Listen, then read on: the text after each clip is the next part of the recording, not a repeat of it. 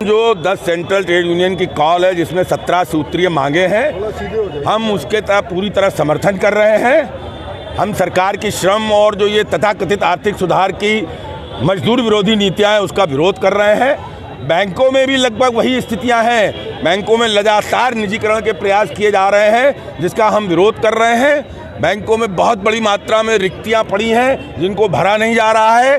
Bank कर्मचारी इस समय काम के बोझ से बुरी तरह दबा हुआ है। हमको कस्टमर सर्विस देने में दिक्कत आ रही है, कस्टमर कंप्लेंट बढ़ रही है, हमारे साथियों से गलती हो रही है, उनके खिलाफ एक्शन हो रहे हैं। हम लगातार इस बात का आंदोलन कर रहे हैं। ये तो हम संयुक्त हड़ताल में साथ में, इसके अलावा भी बैंक कर्मचारियों ने इस पर कई हड़तालें और आंदोलन किए हैं। हमारी स्पष्ट मांग है कि जो रिक्त भर्तियाँ की जाएँ उन पर, और दूसरा चतुर्थ श्रेणी पे पिछले 10 साल से इस सरकार ने भर्ती बंद कर रखी है। उन गरीब बच्चों का बहुत खुला शोषण हो रहा है। सुप्रीम कोर्ट के निर्णय के बाद भी कि समान कार्य समान वेतन, खुलेआम उसका उल्लंघन हो रहा है। जहां परमानेंट कर्मचारी को अगर 30,000 रुपये तनख्वाह मिल रही है, वहाँ 300 रुपये दिहाड़ी पे हज़ारों की संख्या में कैजुअल वर्कर्स को बैंकों में इंगेज किया हुआ है। हमारी ये मांग है कि उन साथियों को रेगुलराइज किया जाए। हमारी ये मांग है कि जो आउटसोर्सिंग की जा रही है फाइनेंशियल सेक्टर में तो बिल्कुल नहीं होने चाहिए। जितने भी परमानेंट पद हैं उन पे परमानेंट भर्तियां की जाएं, और हमारे जॉब्स को जो आउटसोर्स किया जा रहा है उसका हम खुला विरोध कर रहे हैं। देश में ऑलरेडी आपको पता है बेरोजगारी की बहुत बड़ी समस्या है, लोगों को नौकरी नहीं मिल रही है। इस सरकार के कार्यकाल में चाहे कोई बीटेक करा हो या MBA भी करा हो, ये उसकी कीमत 15 से 20 हज़ार तक सिर्फ तय कर रहे हैं। और आपके हमारे बच्चे जो हम सपने देखते हैं कि कोई पढ़ लिख के नौकरी पाएंगे, वो लालाओं क्या 15-20 हज़ार की गुलामी करने को मजबूर है। इसलिए हम आउटसोर्सिंग का खुला विरोध कर रहे हैं। ठेकेदारी प्रथा के हम लोग खिलाफ हैं। हम चाहते हैं आप परमानेंट स्टाफ दीजिए, लोगों को नौकरी पर रखिए।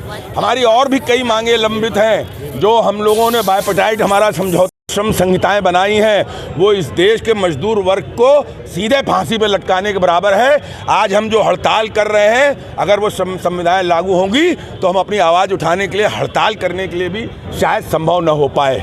उसमें इस तरीके के प्रावधान किए जा रहे हैं जो सिर्फ पूंजीपतियों के हित में है और श्रमिक वर्ग को पूरी तरीके से ख़त्म करने की साजिश है। आज के टाइम में कोई भी आम नागरिक इस बात को समझ रहा है कि इस देश में सिर्फ 4 लोग बचे हैं, 2 लोग बेच रहे हैं, 2 लोग खरीद रहे हैं, और पूरा देश गुलामी की तरफ ले जाने के प्रयास हो रहे हैं। इसलिए ये जो सेंट्रल ट्रेड यूनियन की और जितनी डिफरेंट इंडिपेंडेंट यूनियंस हैं, जिसमें बैंक की भी यूनियंस हैं, वो इसका विरोध कर रही हैं। और ये आज एक दिन की हड़ताल हो रही है, ज़रूरत पड़ेगी तो आगे और लंबा आंदोलन होगा। आज किसान, मजदूर, व्यापारी, कोई वर्ग आप देखिए सड़कों पे उतर रहा है। अब तो हम लोगों के लिए आंदोलन करना भी मुश्किल किया जा रहा है। हमने इस भारत देश की आज़ादी में ये कल्पना की थी कि जब हमारा देश आज़ाद होगा, हमारे अपने लोग यहाँ राज करेंगे, तो कम से कम हमको वाणी की भी स्वतंत्रता होगी, कार्य की स्वतंत्रता होगी। लेकिन आज की डेट में ये स्पष्ट संदेश सरकार का है कि जो सरकार के मंसूबों के साथ नहीं है, उस हर आदमी की आवाज़ बंद करने की कोशिश की जा रही है। और एक छद्म राष्ट्रवाद के नारे की आड़ में अलग अलग इश्यूज़ पे पूरी बहस ले जाई जा रही है, जबकि जो देश के मुद्दे हैं, जो आम नागरिक के मुद्दे हैं, जो मजदूरों को मुद्दे हैं, उनको हाशिए पे डालने का कुचक्र रखा जा रहा है, जिसका विरोध इस हड़ताल के द्वारा किया जा रहा है। और आगे भी जो हमारी सेंट्रल ट्रेड यूनियन या हमारा केंद्रीय नेतृत्व तय करेगा, हम इस प्रोग्राम को, इस एजिटेशन को इंटेंसिफाई करेंगे और आने वाले टाइम में उसकी सूचना आपको भी देंगे। धन्यवाद।